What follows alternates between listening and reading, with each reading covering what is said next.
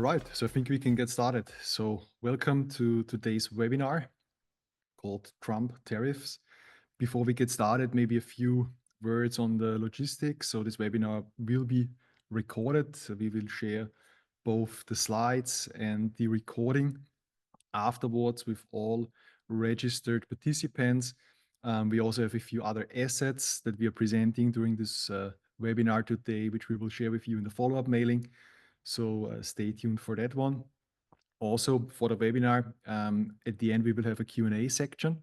For that, you can use the Q&A function within Zoom. You can already ask questions during the webinar. Some of them we might even answer during the webinar, but we will try to get to all of your questions then at the end. For today's webinar, I'm joined by two of my colleagues, Marco Felsberger, our Senior Advisor for Supply Chain Resilience, and Pyry Naukkarinen, our Product Manager for the TRN and Exposure Analysis, which is the key product feature in use. And we will also show you a demo during this webinar today. So let's dive in. In about 6 days from now, Donald Trump will be inaugurated as the 47th President of the United States. And if campaign promises and certain threats are any indication, one of the immediate and potential significant impacts we can see and expect on global supply chains are further trade restrictions, particularly tariffs. And the focus of today's webinar is to give you a sense of the potential impact of those tariffs, some of the measures we have already seen, some of the measures we think are likely to come. And we also want to show you a tool that we have at Prewave called the exposure analysis, which helps you identify how your supply base, suppliers, especially beyond the first tier of suppliers, are potentially affected by such measures and scenarios. We have structured the webinar in 5 agenda items, starting off with a short introduction on the topic. Then I will hand over to Marco to dive into the situation report and giving you an overview of the geopolitical situation and the global supply chain impact. Pyry will then dive one step deeper, giving you an insight into the exposure analysis, what data we have leveraged there, what insights we can already share, and also giving you a demo of the system. And then ending with an outlook and the aforementioned Q&A. So let's start with the introduction. The trade escalations, they are not new. They have certainly been an increasing part of global supply chain resilience risks and disruption risks.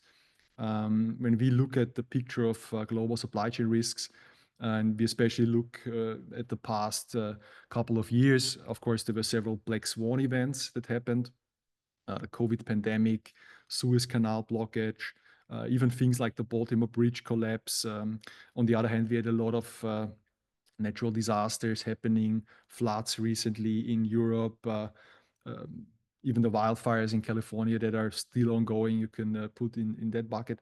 But then we have this geopolitical section in the middle, and there we actually had already in December of last year, first webinar focusing on the instability in South Korea and the Chinese rare earth export ban. And that export ban is actually already an instance of the escalating global trade war. And of course, that particular topic is also the topic of today, driven by Donald Trump, the tariff man, which he actually called himself. So of course, there's been several threats and also claims, we might call them promises, that he made on what kind of tariffs he wants to introduce over starting in September, in November, then more recently in December. So let's have a look at those. What were exactly the threats on a tariff regime that we can expect or should expect starting maybe even as early as next week. So in September 2024, the first threats on a tariff regime were made for a 60% tariff on all goods from China and a broader 20% tariff on all other US imports regardless of the country of origin. Then in November 2024, an additional 10% tariff on all merchandise from China was announced or threatened. And then also more specifically targeted at Canada and Mexico, 25% on all imports from those two US neighbors. And then even more recently, a 100% tariff on BRICS nations in case they would introduce an alternative currency to the US dollar. Then we also see, let's say, some measures which we might see also as increasing in the future on individual companies planning to move production, for instance, to Mexico or outside of the US. John Deere was an example here where Trump threatened a 200% tariff if they move production to Mexico. And then also the last point, further escalation towards Mexico, the threat of 100% tariff on Mexican-made goods, jeopardizing existing trade agreements with Mexico. So these types of tariffs and trade restrictions, the impact of those on supply chains can be enormous. On the one hand, of course, they introduce additional cost pressures into the supply chains, which companies might then avoid by realigning their sourcing, nearshoring, reshoring, finding alternative suppliers. All of that, of course, costs money, costs time. The immediate threat of supply chain disruptions can, in our estimation, particularly come from further escalation measures and retaliation measures. And this is actually what we will also focus on during this webinar. What are retaliation measures and escalation measures that we have already seen? And which do we see as likely going forward? Giving you also as the customer then some data points and reports that you can also use for further analysis on your side. So what have we already seen? This was, let's say, the focus of our webinar in December. This is one instance of these retaliation measures. China banning export of critical rare earth minerals to the US, selectively choosing, of course, these materials where China is almost in a monopoly situation and the US has a strong import dependency. This is also, let's say, the prism which we used for analyzing then what are other likely measures they can choose. We will get to that during a later part of the webinar.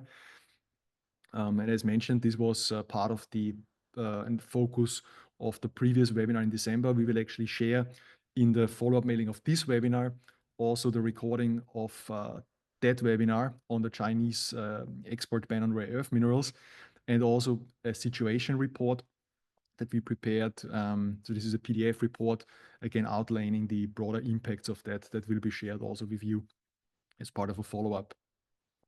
But beyond these export restrictions on products or materials, there's also further measures that both the US, but also, of course, the other countries can take. And for instance, last week, the US Department of Defense actually blacklisted some further Chinese companies, meaning they are prohibited from being used within procurement of the Department of Defense. These are companies like Tencent, then Contemporary Amperex Technology, so actually one of the largest battery pack suppliers of the world. These are then also measures on an individual company level, blacklisting, sanctions that can be seen. On this individual company level, Prewave, and this is one of our core capabilities, we provide the alerting. So our customers, for instance, 7 days ago, have received a risk alert if one of these companies that was blacklisted is one of their tier 1, tier 2, and beyond suppliers. And that, of course, is good and helpful and a core part of what we do. But to really understand the impact of such sanctions, trade restrictions, you need to go a step further. Particularly, you need to understand how are you and the supply chains of your company affected by these scenarios and events beyond the first tier. Understanding, let's say, whether Tencent or Catel or CXMT, another company that was blacklisted last week, whether they exist as a first-tier supplier, that's, let's say, an easy exercise. But understanding which of your first tiers do have those companies as suppliers, that's a harder question. But for that, we have the exposure analysis, which we will also show you then later during this webinar. And with that exposure analysis, we can actually highlight which of your tier 1 suppliers are exposed to these scenarios, such as blacklisting, sanctions, UFLPA, but also then on a material or commodity scope, rare earth export ban in China, where do I have exposures on the tier 2, tier 3, or tier 1? And what are other likely retaliatory measures that can come over the next couple of weeks and months? And how are they affecting my supply chain? And this is exactly the structure also of today's webinar, and how we support our customers in responding to such crisis situations, global incidents. So after such a situation occurs, and that can be the introduction of a new tariff, a retaliatory measure, export ban, but also natural disasters, for instance. If it's really a global crisis situation, beyond publishing an alert within Prewave, we have also recently published situation reports. These will be introduced by Marco in one of the next slides, where we give the customer a broad understanding of the impact of this global event. That then leads you into the exposure analysis, understanding how is your supply chain on the tier 1, 2, 3, and beyond level actually exposed to that particular situation. And that, of course, then leads you into where you need to be, is having targeted mitigation measures on, for instance, finding second source suppliers, building up safety stock or inventory where it's needed in a targeted way. And with that, to give you now an insight into these situation reports, and particularly the situation that we are discussing today, let me hand over to Marco. And Marco, take it away. Thanks a lot, Harald.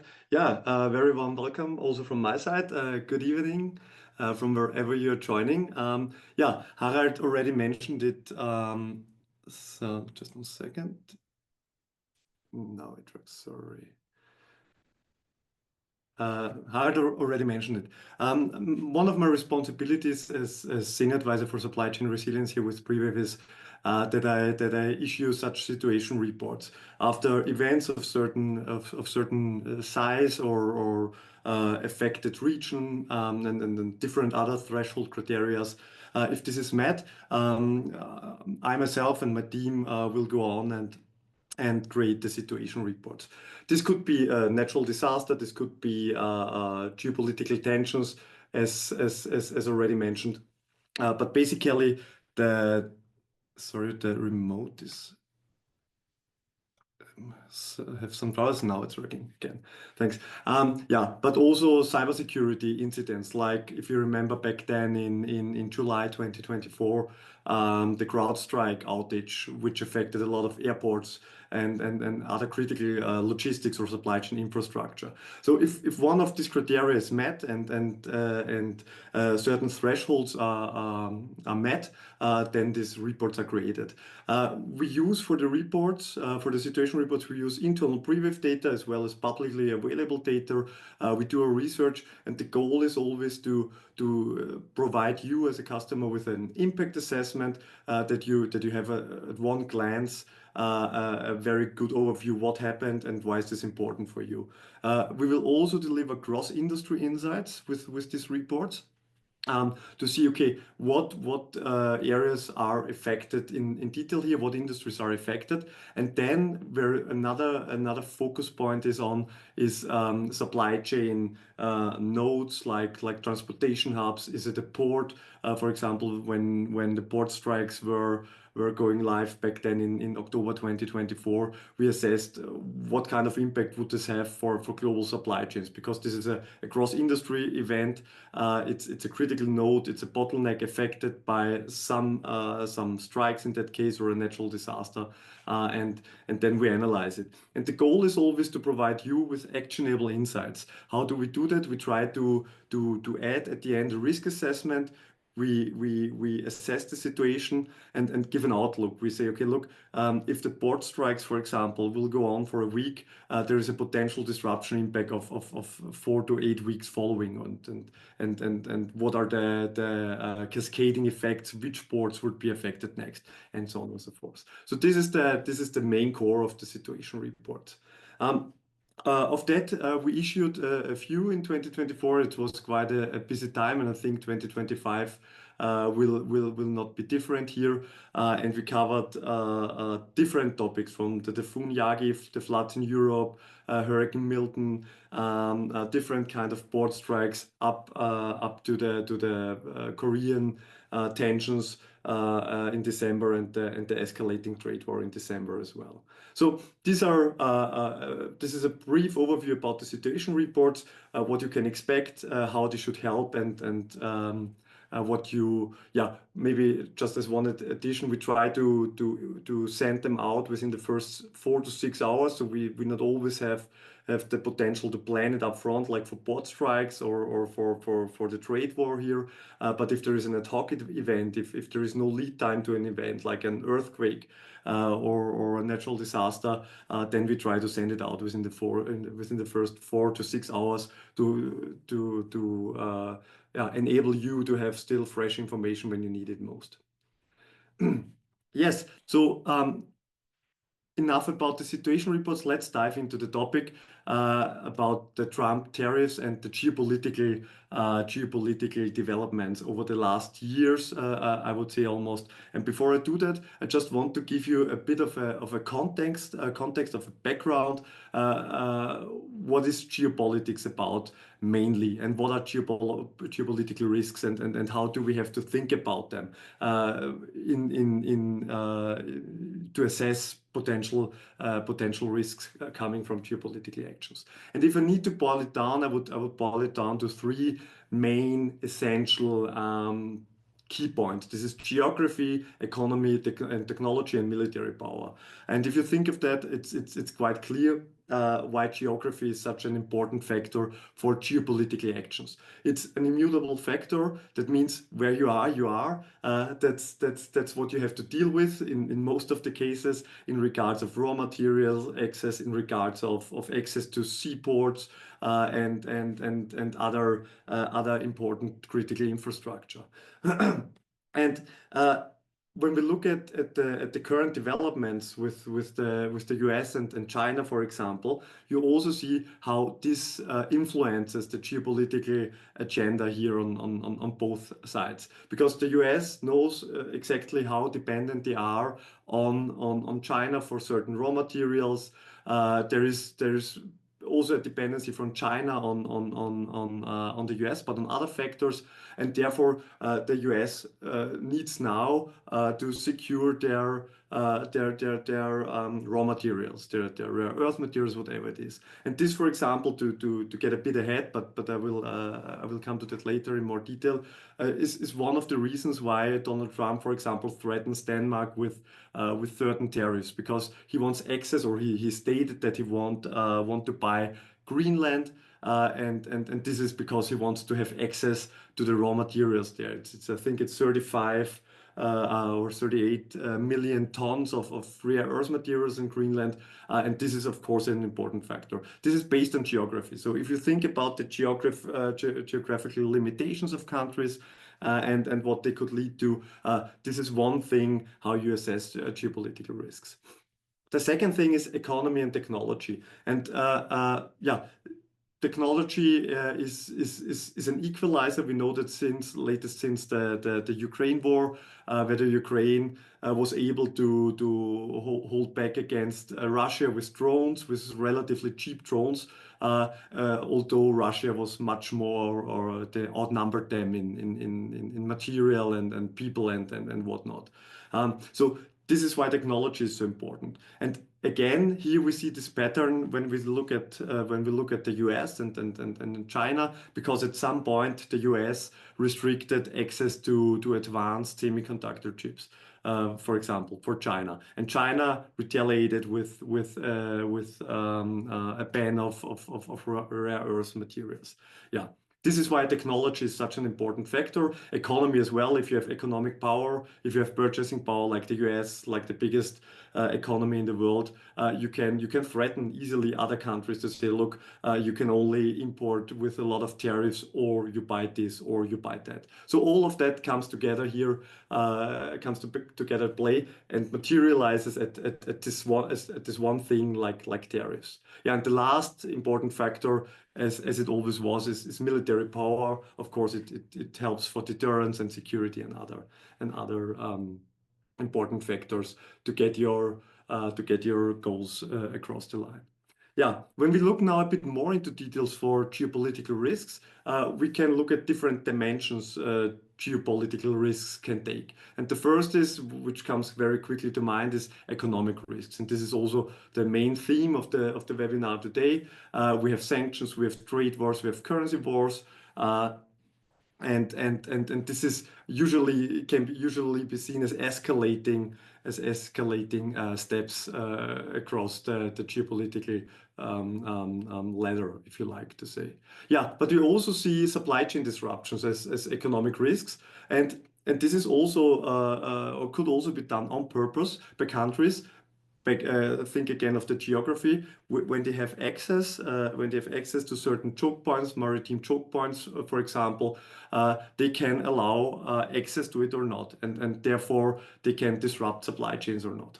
Yeah. Second factor or second dimension of geopolitical risks is military and defense risks. We see all the range from proxy wars, conventional wars, all the way up to asymmetrical warfare, which we have seen. And this is, again, a brief reminder that it's not black and white or black and yellow here. All the factors, they interact, because asymmetrical warfare, when you think of the Houthi attacks in the Bab el-Mandab Strait, this blocks access to a supply chain choke point, like the Suez Canal, and therefore this comes into play and are both means of reaching some goals for countries. Yeah, the next big factor is cyber and technological risks, which is used as geopolitical leverage, from cyber warfare to intellectual property theft. This was, by the way, one of the main reasons Donald Trump 2018 first imposed the first tariffs. He back then, I think there was a pause of tariffs since 1990, and he started imposing them again because he said, okay, there is intellectual property theft from China here. Yeah, and cyber physical attacks on critical infrastructure. This is where it's manifest, and if you have a cyber attack, and all the time when a problem gets real, when it leaves the cyberspace and affects critical infrastructure, then you feel the problems. We as individuals feel problems. We as companies feel the problems. Yeah, the next dimension is environmental and resource risks. From climate-driven conflicts over energy transition politics, think of the Green Deal and the dependency it creates or doesn't create if you do not do it on other countries. This can be all can be used as geopolitical leverage and negotiation parts. Yeah, and the last part is governance risks, which ranges from regime changes to expansionism, misinformation campaigns, and whatnot. And as I mentioned before, most of the things are in some way combined, so they are not as clear, separatable as it is here. But to get a feeling for it, to think of escalation steps, it's very helpful to have these dimensions in mind. Yeah. when we come now a bit more to the real issues here, and we discuss the risks, the risk dimensions, and why geography, for example, is especially for us in supply chain such an important factor.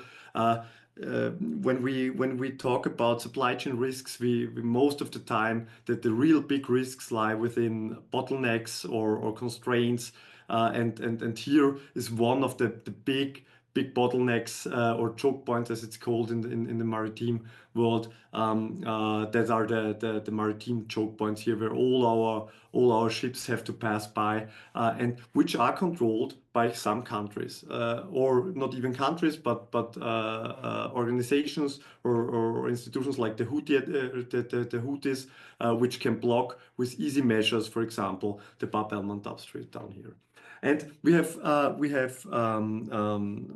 first priority and second priority, such choke points, which means depending on how much trade is passing by there. But there is another one opening up, and you see it here in the north, between Alaska and Russia, and you also see it now, which is important to remember later on, is in Greenland. Greenland, since the ice is melting there, they're opening up new ways around the sea, new trading routes, important trading routes, and countries now try to get a hold of this area. That's why Greenland is of such interest for Donald Trump, especially because you need military there to control the choke point, for example, and he does not want to leave it up to China and Russia, which have a very strong presence there already in this area. So this is how we like to think about geopolitical risks and supply chain risks, from choke points, from bottlenecks. And here is another important bottleneck. This is based on a European study of 23 of critical raw materials. You see here another kind of dependency. It's not like a ship can go by or not, but it's do I get my raw materials? Do I get my critically rare earth elements from which I need for production? And here again, we are highly dependent. The whole world is highly dependent here, especially for rare earths on China and Russia and Congo and such countries. Yeah, and this allows countries for negotiation power. This allows countries for putting through their needs, their wants. And this is also how we start thinking, which we'll Pyry cover later, how we start thinking about, okay, what could be potential retaliations? How could, for example, China or Mexico hurt the US or other countries with retaliation actions? Yeah, but now let's go more into depth regarding what Trump has proposed or has announced, and a bit about the history about the developments of the trade war. So usually this is something like a game theoretical thing. You have tit for tat actions, meaning one side imposes tariffs, the other side maybe waits a bit or imposes retaliation actions quite soon. And Trump started in 2018 with 15 billions of tariffs worth 15 billion of Chinese imports, and China retaliated quickly with tariffs on soybeans and beef and other agriculture products. In 2019 then, there was a further increase to 200 billion tariffs on Chinese goods. Plus, there was another step in the escalation, which was that Huawei got blacklisted by the US government. And you remember the CEO back then was also arrested in Canada. So this was another level of escalations. You see how this proceeds along the timeline. Yeah, 2020, Trump broadens the tariffs. Almost 450 million of steel and aluminum products was added to the tariff list. And then that's maybe the interesting part. Even under Biden, he does not turn back and lifted the tariffs on China. he proceeded. He increased tariffs because obviously he also thought it's something they need to do to keep their advantage and to secure their economic position here. Yeah, so 2021, the COVID was an escalating factor for more escalating mistrust, and UFLPA was implemented as well and introduced, and this heightened the tensions as well. When we now come to 2022, this was a very relatively severe step by the US. They restricted advanced chips, as I mentioned before briefly, exports to China to stall their technological development a bit. What China did in this hit the Chinese tech industry quite heavily, because they produce a lot of semiconductors themselves, but not those advanced they need for the high end and military usage. In 2023, China retaliated again and restricted rare earth materials and other critical raw materials like gallium, germanium, and this led to the first global market disruption, price spikes of 200%, roughly, if I can remember correctly, and it escalated the situation further.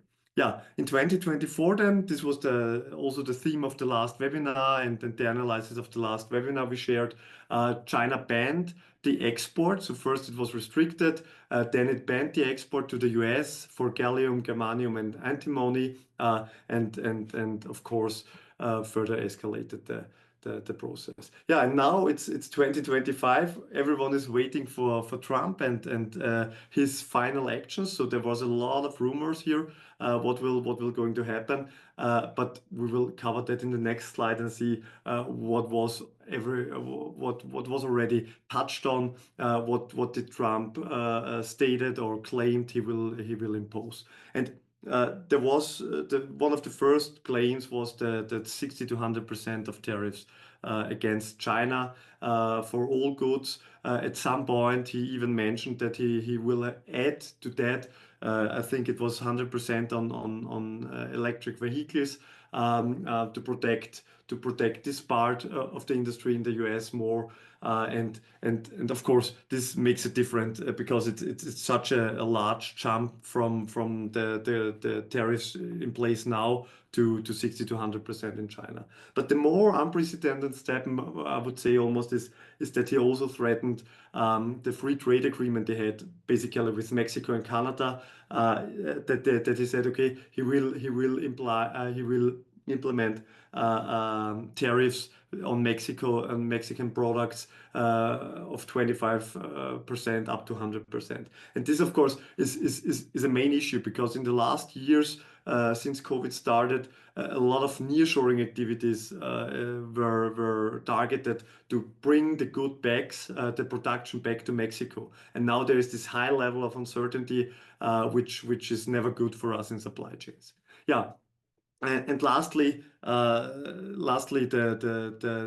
threat against BRICS do not, if they proceed with creating their own currency to get rid of the US dollar, then he would also threaten a tariff of 100% for those countries. Next step of the escalation, and Harald touched on that already in the beginning a bit. The US Defense Department added companies to the blacklist. So that doesn't mean that the private sector can't import or can use them. It's not the same thing as sanctions, where you can't use them anymore. But it's a first step in such a direction, and also the private sector will, over short or long, will start looking for alternative sources.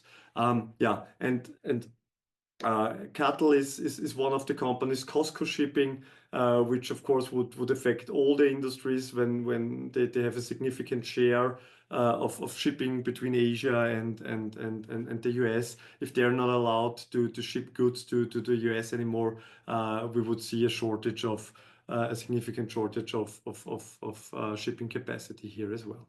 Yeah, and the last interesting thing is that also countries are now in focus in the focus. Trump stated that Canada will become the 51st U.S. state.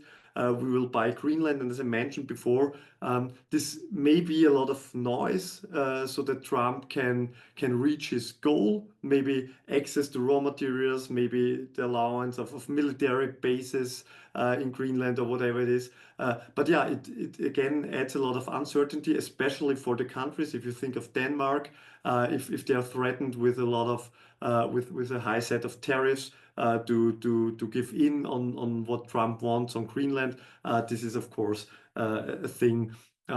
Companies and in Denmark, for example, in Denmark, the government have to think of and find mitigation measures for. Yeah. And before I hand over to Pyry, I just want to run down through a few effects which we can expect now from this escalating tensions. Yeah, what we see already happening is a trade diversion. We see a fragmentation of supply chains, increased protectionism, but we also will see or see already and will see as soon as it's more clear how the tariffs will play out, is a shift in alliances and trade agreements. And this is needed if you as a country hit by tariffs need to realign to keep margins high or whatever you need as a company then. The second level, when we go one step down, is the country level impact. And here I looked into certain studies and the expected impact on the GDP of the tariffs. So they took the tariffs Trump announced and looked at the potential impact of the GDP of those countries. And yes, the US will be hit as well, of course. The tariffs will not help them. That's the common ground. Academia is researching for, but they do that for a bigger reason. That's the point. China will also be hit, but not as much. They deleveraged the exports to the US a lot. They're not as dependent as for 4 years, for example, on the exports to the US.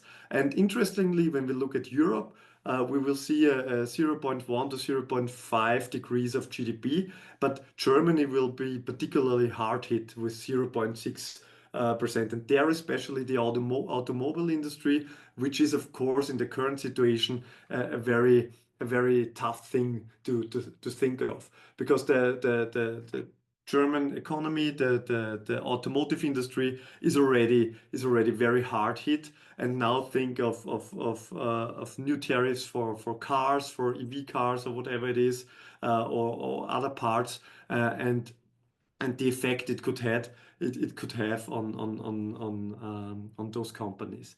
Yeah. Industries most affected will be definitely automotive industry, all the manufacturing industry, heavy machinery, but also agriculture and retail will be affected. Yeah, and last but not least, on a company level, on the company supply chain level, what are the risks? As I mentioned before, there is an increased uncertainty, and uncertainty is never good because people delay decisions, people wait until the last time, people stockpile to get things in, to get material in before the tariffs could hit, and this always brings our supply chains out of balance. This is always an issue we have to keep in mind. We will see higher costs, lower margins for the companies, which could or will lead to layoff of jobs, will hit our economies, which is especially in this current environment very hard to digest. And of course, on a company level, in more in detail, we will see these retaliatory measures here, because we think when we go through the process assessing geopolitical risks and see, okay, what is the US doing now? What tariffs are they implementing, and how could the other countries retaliate then? And then, of course, they would take those raw materials or those products where they could hit the US most or the other country most. And this is the starting point of the analysis, what potential retaliatory measures could be. And Pyry did a great job analyzing that, and will show you now how to do that, how he did it, and how to leverage Prewave for that. Thanks a lot, Pyry. Take it over. Thank you, Marco. I will now take over sharing the screen first.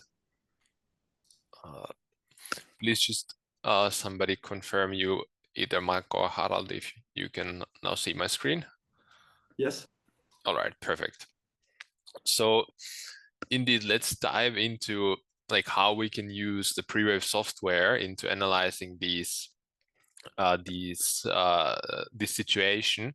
But before we jump into that, I'll pick up from where Marco left. So basically, like that this one potential outcome of this or our next step is that if there are tariffs, that there will be some kind of retaliation. And how we thought about this is that like a potential way how a country who will be imposed on these tariffs is that they will do something. And then one thing what you could do is to, for example, restrict the exports of something that is hard for the other country to obtain, basically. And how we looked into such cases was that in the case of the US now is that what are the products defined in terms of the HS codes, what US is particularly dependent on. So let's say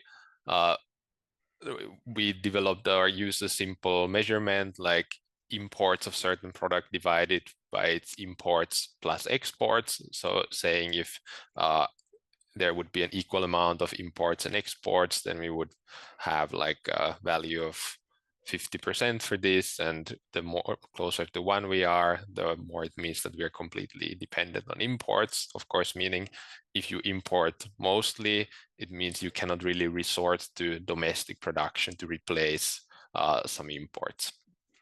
In addition to that, we were looking for cases where either China or Mexico is, because these are now two of the, let's say, main countries here, hold like a high share of the US imports. And we're looking at cases where this is like 50% or more.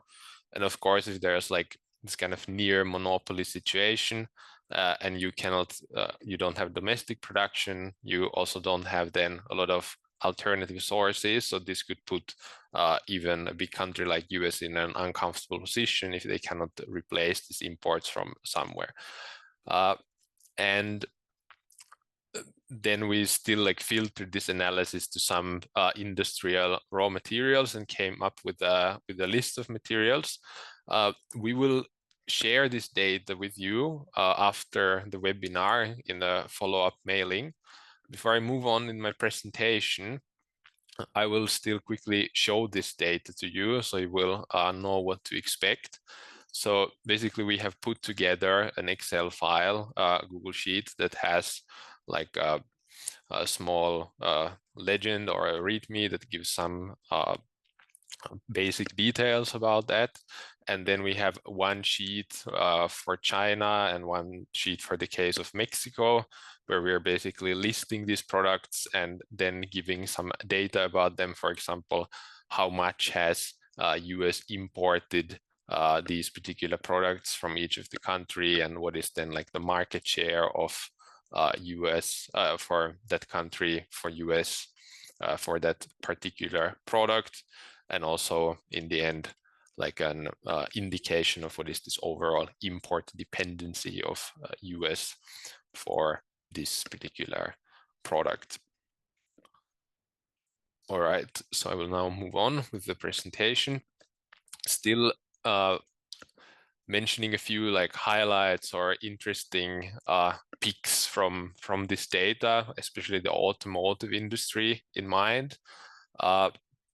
What we can see in this chart is basically then these cases with the lighter gray bar depicting how much US has imported this product in total and how much they imported it from China. And here we can see then, for example, cases like the rare earth materials where China held like something like 3/4 market share for the US imports, or like manganese that is, for example, used in steel production as an alloy, or in also battery manufacturing, where the share was also clearly more than 50%. In case of Mexico, we have products like springs that are used for suspension systems in cars, some vulcanized rubber products, or locks that are used for cars where the share is high. And we're talking here about thousands of US dollars. So these numbers here are like in the hundreds of millions. Well, now that we have an idea about what kinds of products might be interesting for this kind of analysis, let's look at how we can basically analyze this data on company level then in Prewave. Recently, we have been introducing a concept of like risk libraries in Prewave, which is basically we set up data sets and do the tier N mapping for this data set into the customer direction. And what this then allows our customers to do, is to take these data sets and compare your supplier base against these data sets without doing this whole tier N mapping, which is normally, let's say, a time-consuming exercise. And then just like overlay this data set and find your connections. And we have like standard risk libraries where we basically take some, for example, sanctions lists from online and do this tier N mapping and let you do this comparison, as well as premium risk libraries where we do, let's say, value-added research here on Prewave end, where we enrich these data sets or come up with our completely own data sets. How you can imagine this looking like is basically, if you would be here, your company, and you have your own tier 1 suppliers that have a certain kind of supply network, and we have then these yellow dots here that would be members companies in these risk libraries, and your tier 1 suppliers might then be connected to these risky companies in one way or another. In this case, this could, for example, be companies that are exporting these products that might be interesting, might be potential cases for this retaliation in answer to these tariffs, or completely other topics such as the UFLPA sanctions list, which is also a big topic in the industry at the moment. Maybe still, before showing that in Prewave, to recap quickly, where does the data come from when we put together these mapping data sets, is when we start looking for the customers of these, what we call the exposed companies in the risk libraries. We dive into a lot of different publicly available data, such as international trade data, meaning customs data, or various media data sources such as news articles or company websites, as well as use our own prediction model to construct this network that can then be used to connect your supplier base with these data sets. Knowing all of that, we can then look at these cases through the lens of these libraries. So I have set up now some cases in Prewave, both for these materials coming out of China, as well as these materials coming out of Mexico, to see for a particular data set what kind of dependencies we can find there. And the tool that we're going to use for this is what Harald already mentioned earlier, is this exposure analysis. So this basically allows you to study your connection to some group of companies or some kind of risk event like this, according to certain parameters that you define, to get an overview of the situation, and then finally dive into details about a particular case. And I will now switch over to Prewave. The first case I'm looking at here is when I have started this exposure analysis, is this rare earths coming out of China. And I have set up here that we have a US focused webinar here, like a collection group of companies where we have automotive OEMs coming out of the US to see what we can find in their supply chain. And in this feature, what the user can do on this form to define what do they want to then find in the supply chain, this exposed collection, in this case, these Chinese companies, and then basically configure the network of what are the conditions, how to look for these connections. So for example, I have now said that I would like to use the customs data with some criteria, as well as the media data to see what kind of connections to these Chinese rare earths companies can I find in the supply chain. What the system will then give to the user is like a table where there will be an overview of how many of such connections were found for each of the companies in this base collection. So for the companies that I'm whose supply chains I'm analyzing here, and on which tier level. We can then also dive more in depth into the details by navigating into this graph here, where we can then see really the individual connections. Here, an interesting thing that I found, for example, is that this Nidec Corporation, who according to their website, for example, produces some kind of electric motors. They are here like a middleman in the supply chain, that they are here on the tier 2 level importing, for example, a lot of these electromagnets, which are products made out of these rare earth materials, and providing them then further to these US OEMs. And to still recap here, what we see in the screen is that all the red ones here, the red boxes, are these so-called exposed companies. So these companies that we added into this library, or the data set of the companies that we are looking for in the supply chain. Just to demonstrate that we can use the same tool to answer basically a wide variety of questions, is if we then turn our focus to this Mexico case. I'm still sticking to the same basically data set of these US OEMs, but now instead of looking for the Chinese rare earth exporters, I'm looking for the Mexican exporters of these particular materials that we were discussing a few slides before. And here I'm now looking at only on the tier 2 level, for the reason being that if these companies are, or the exports are coming directly from Mexico to the US, and not maybe via some middleman like in the China case. And here we can also see basically a lot of connections to these companies, to these US OEMs here.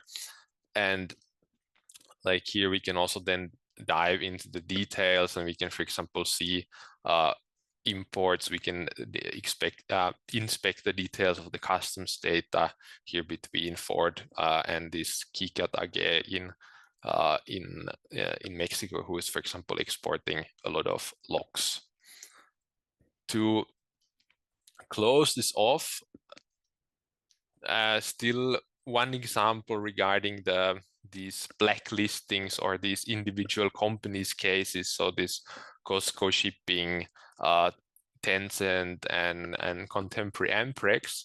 We can also see that these companies are quite prevalent in the supply chains of these big OEMs out of the United States.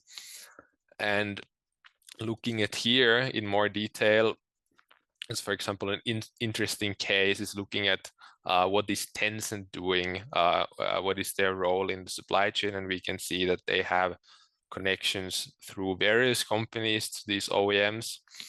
And a particularly interesting connection maybe is what we have identified using our artificial intelligence models from the media data.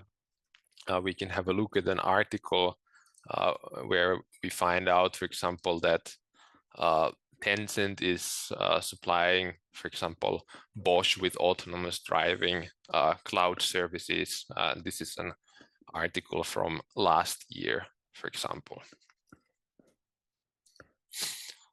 All right, so this is currently possible in Prewave. And just before handing over back to Harald, I still wanted to touch briefly on what are we working on now and what is going to be there next. So we know that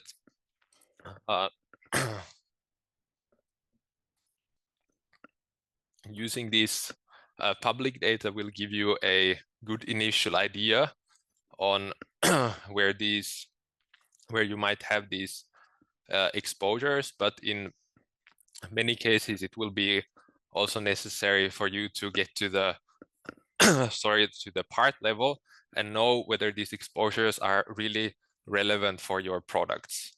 And we are now building a module where you can raise this information from your suppliers by sending them requests, and they can then ask these requests in a in a portal in Prewave. And this then will allow you to, of course, make smarter and more accurate diversification decisions when you have the data on the product level instead of, for example, on this HS code level that we are able to extract from the publicly available data. Sorry, some problems with my throat here. So I will now hand over back to Harald for the outlook. Thank you, Pyry. So if you go to the next slide, please. So just to sum up what we presented to you over the last hour. On the first hand, what a particular topic of the Trump era trade war or Trump tariffs, we have prepared a situation report through the Supply Chain Advisory Department that will be provided to you as part of the follow-up mailing. This webinar, this report gives you a general overview of the situation across several industries. What are the broad impacts that can be expected? If you then want to understand the impact of these scenarios, for instance, retaliation from Mexico, from China rare earth export bans, so these specific scenarios and how they impact your supply chain, then you would be using the exposure analysis that Pyry just demonstrated. And for that, you will be able to request a demo. And you will be able to use these libraries within Prewave to identify how your supply chain is exposed, which can then lead you into the mitigation. And with that, and ending exactly sharp at 6 p.m. here, Central European time, we can move into the Q&A. And I think if I have a look, there are already some questions. So if you want to ask questions, open up the Q&A section. So maybe a question for Pyry to answer. Is this analysis also possible to use, for instance, for the China-Taiwan conflict? Maybe you can give an example here how this works. On a general level, definitely yes. So it comes down to like what exactly do we want to analyze there, but like what I could imagine, for example, is that like that there are like the typical, let's say the semiconductor case, that there are certain sectors that are highly concentrated in Taiwan, and that you would like to estimate or find out your exposure to this kind of sector, this would definitely be possible. So we could put together this kind of list of companies that are relevant for this particular topic, and then analyze your connection to those companies. Another question, maybe also for you, Pyry. How current is the data which underlies kind of the analysis that you were just showing in the system? So this depends a little bit on the countries that we are talking about. So we are getting this customs data for different countries with, let's say, different update intervals, but based on like how fast the customs authorities make this data available. But we're usually talking there like between, let's say, 1 month to 1 quarter delay, maybe. So it is not real time, but it is like, let's say, somewhat recent. And then with the media data, this is something where we are more like closer to real time, that we are continuously extracting these articles. One question that maybe I can answer, will there be also a score for geopolitical risks, similar to what Prewave is doing for natural disaster risks? Yes, first of all, there are already some scores relating to geopolitical risk, where, for instance, a scoring on military conflict, we have a scoring on sanction risks more broadly, but we are also currently evaluating additional data sources to give even more precise insights on geopolitical risks that go beyond those topics. One participant asks, as far as I know, the tariff topic with Mexico and USA has now been sorted and nothing much changed. Well, of course, we decided to host this webinar a week before the inauguration even happened, because our hypothesis is that as Prewave, the name says, with these topics, you want to be ahead of the curve. Yeah? If you're behind the curve, then you're too late. And what we highlighted today is likely impacts, yeah, that if the situation escalates, what could be likely impacts, and you can have, let's say, an advanced analysis of what the exposure of your supply chain to these scenarios are. And as you also know, maybe from the first term in office, what might be a quiet situation now can also change in 1 or 2 weeks' time again. So these are topics of, let's say, geopolitics. They can quickly change, and we definitely see the topic of trade wars as one that will continue, at least to be a topic also for supply chains over the coming months and years. Another question, Prewave issued pre-alert reports in the past. Can we have a list of commodities items covered? Not quite sure how to interpret that, but maybe what we can say is that this analysis that Pyry showed, where we identified these commodities and the products with a high import dependency on China and Mexico for the US, that report will be shared in the follow-up mailing. Are you using the database Panjiva? No, we are not, but the data that we use is bin of lading data, and that is also at least partly what Panjiva is using. So the underlying data is similar, if not the same in some cases. Is there a chance of reduction in imports to the US because of the tariffs? I'm not sure, maybe Marco, you want to take this broader question? Yeah, I can. Is there a chance of reduction in imports to the US because of the tariffs? Yeah, I think that's the goal, to get more manufactured within the US. That's one of the main things, and where they can allow to reduce imports, they will do, I guess. Yeah. All right. So since there are no additional open questions, we want to thank everybody for participating. As mentioned, we will share the recording of the webinar, the slides, as well as the assets, the situation report, and the report of products and materials at risk with you afterwards. And if you're interested, you will also be able to request a demo of the exposure analysis with your particular suppliers. So with that, thank you, and see you next time. Bye-bye. Thank you. Bye.